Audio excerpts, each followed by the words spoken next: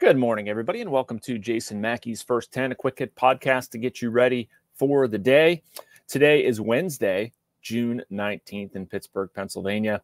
Some stuff happening locally. The Pirates take the field against the Reds for a rubber match in a couple of hours. Going to leave the Pirate talk a little bit to the post-game crowd. Andrew and Noah will be recapping that one. I'll obviously have some talks and takes to weigh in tomorrow morning. The big baseball topic on my mind, though, is WIllie Mays. I don't know how it can't be. The oldest living Hall of Famer, arguably the greatest player of all time, the first true five-tool player. I debate in my head all the time. Babe Ruth is often considered the best baseball player of all time. Is he?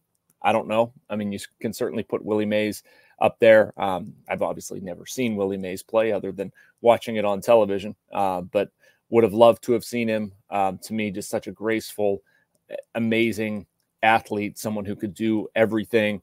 And I got a kick out of reading some of his accomplishments, which I knew, but I guess knew to some degree, didn't know to all of the degree, because I want to list them for you. And that's the thing that probably resonates with me the most. Not just, Mays as a person, which is great. Mays as a figure and representative of baseball. Very rarely, I feel like you have an athlete who is just so universally respected by other professional athletes and political figures and people outside of sports. And that sort of legacy, it's hard for someone like me to even describe. But one of the things that, was just so jarring for me reading it, obviously we have our noses in current baseball quite a bit, and you're impressed by somebody who does something for a year or two or something like that. And then you take a step back and you think about WIllie Mays and the perspective required there, which I don't fully have, but just some of the stuff he did. And I'm going to throw a lot of numbers at you. Try to retain two or three, but it's absolutely nuts. National League MVP in 1954, 1965. Great finish. Second two other times. He finished in the top 6 12 times. Made the All-Star team. This is the first that grabbed me 20 times in a row. 660 homers, which you probably know. 5th most all time, led the league in homers 4 times. I mean, Mays wasn't just a home run hitter. That's the thing. I mean, those numbers are very good. Wasn't just a high average guy. Those numbers are very good. Wasn't just a defensive presence, although he was, for my money, the best defensive center fielder of all time. I think I said that earlier.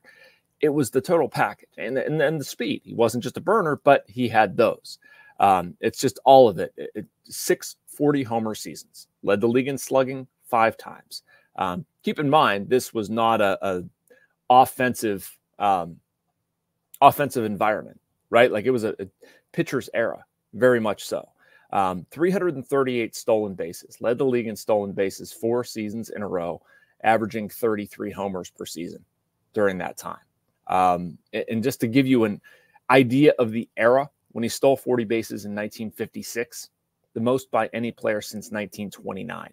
So, I mean, you're going from not a lot of steals to WIllie Mays takes off and he's running all the time.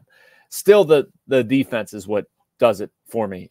12 gold gloves, just the most of any center fielder. And keep in mind, they didn't start awarding them until 57. That was his 5th full season. Won a gold glove at the age of 37, which is crazy. I saw highlights of a catch last night on social media from an old timers game. I think he was playing for the Mets. Don't remember exactly, but like going back in the warning track and diving, and he was like, in his mid to late 50s. Just crazy. 302 hitter for his career. Won a batting title, one of 5 players with 3,000 hits and 500 home runs. Just the total package. You can't say enough good things. R.I.P. WIllie Mays. Terrible timing of it with the stuff going on at Rickwood Field and honoring the Negro Leagues, but just a truly, truly remarkable player. First, also, I went on for a rant for quite a bit, but I do want to remind you that we're sponsored by the North Shore Tavern. You don't have to be a baseball fan or a WIllie Mays fan to love it there. The interior is wall-to-wall Pirates. Their appetizers, entrees, cocktails, and of course, steak and seafood on a sizzling lava stone. Open every day. The North Shore Tavern across from PNC Park is Pittsburgh's home for steak on a stone. Before I move on to my next topic, I do want to refer you to Andrew Destin's catch-up with Andrew McCutcheon from last night's game. Kutch talked about WIllie Mays calling him Pittsburgh, and Andrew added some nice color in there. So post-gazette.com is the place that you want to go to get that. Next topic is something written by another friend of mine, Matt Venzel, our Penguins writer. I thought was very good was very smart. I actually was just texting with Matt, and I owe him another text about this and how much I like it. But Patrik Laine is somebody that Matt posited as a very good fit for the Penguins for a variety of reasons. Coming over from the Columbus Blue Jackets, Laine wants out of Columbus. Probably a lot of people want out of Columbus. The Blue Jackets are going to acquiesce, and they could get Laine at a discount, or somebody could get Laine at a discount.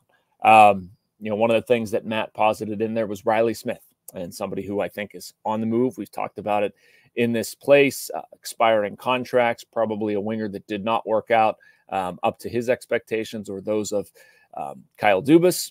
And so what do you do? And I think their options to do something are limited, but that is one. I don't know if Columbus would do that, obviously. But the interesting part with Laine is you're buying extremely low.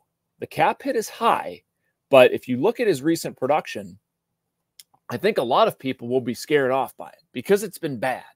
I believe last season, 9 points, 18 games, -10 rating, last played December 14th. Ended up taking a leave of absence for mental health reasons, wound up a healthy scratch, all this stuff. I mean, it was bad.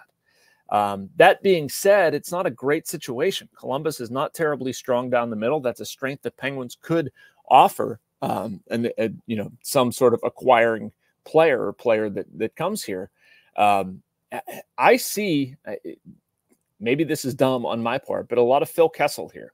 The Penguins saw something where they could benefit by bringing in a guy and accentuating his strengths. And Laine's strengths happen to line up pretty good with what Phil was able to do. He was a finisher, certainly did that in Winnipeg, scored 138 goals his first 4 years in Winnipeg, 52 of those on the power play. Now, if you look at his Columbus time, it was awful. 26 goals, -58 rating in 4 seasons. But they need power play help. They need power play structure. Laine gives them both of those. I also like the big body, 6'5", 205. He's still only 26. And Matt explains this in here with some interesting data from Sport Logic. Laine will get his shot off and may have been hampered by some shoulder stuff last season. Okay, whatever. If he's healthy, if he checks out, you're giving me 3 good centers down the middle, really, Crosby, Malkin, Lars Eller. And I would say the knock against Malkin, or why he gets criticism, is not having enough of a guy like this around him. I don't know if Laine would wind up playing with Malkin. I like Michael Bunting with him as well. Maybe Laine goes with Sid. I don't know. I mean, but Gensel did an extremely good job finding soft spots and areas, and Sid found him. You're telling me Laine can't do that? At 26, smart hockey sense, finished, didn't suddenly fall off of a cliff. I don't think he was the only one to have some problems in that Columbus situation. Now, I think if you look at this deal on the surface, you say $8.7 million for a guy that did absolutely nothing last season. What? But I wouldn't look at it like that. I mean, maybe it's coming from the Pirates background where they take chances on a lot of guys, albeit not with a salary that high, respectably. But yeah, I would absolutely go for it if that's a deal that can be made. Matt also included in there Elliot Friedman, Aaron Portzline, talking about maybe needing a sweetener. I don't know if the sweetener is taking on Riley Smith or not, but if it is, and that gets it done, man, I really like that. And just to continue with a little bit of hockey talk, I'm starting to get more intrigued by the Edmonton Oilers and what they have going on. I don't know if you saw it, but Connor McDavid scored an absolutely bananas goal last night. The Oilers won again, forcing a Game 6 Friday back in Edmonton. McDavid, 2 goals, 2 assists in Game 5. His playoffs, bonkers. 42 points in 23 games at this point. He's 5 points shy of tying Wayne Gretzky's 1985 NHL record, 47 points in 18 games, albeit. But the Oilers are trying to climb a very steep hill, and they have a very impressive weapon in Connor McDavid and what he's doing right now. I mean, again, there's been only one team in NHL history to climb out of a 3-0 deficit and come back and win the Stanley Cup. But I don't know. Maybe they can do it. I previously was rooting for Paul Maurice and the Florida Panthers. I thought they had this one in the bag, but you're giving the Oilers and Connor McDavid a little bit of momentum. Gets kind of scary. All right, so last thing, real quick, for any of the people listening before the Pirates start things against the Reds, what are we going to look for? Well, Mitch Keller is the number one I'm looking at. You know, the $77 million man, they need a rubber match win.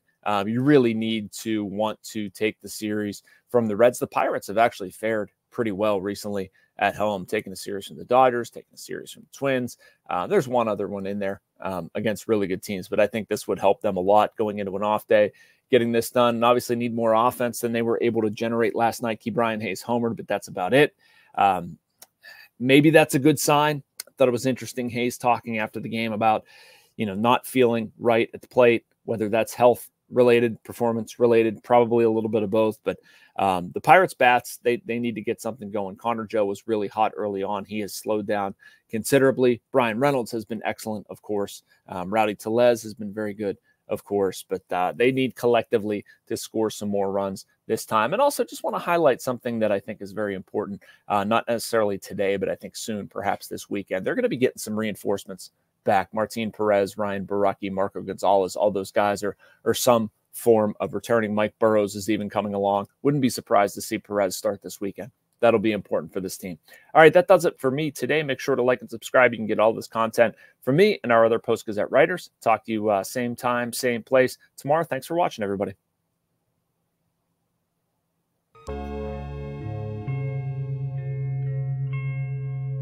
Thank you for checking out this content from Post-Gazette Sports. If you watch this video on YouTube, please like the video and subscribe to our channel. For all of the sports coverage the Post-Gazette has to offer, visit post-gazette.com.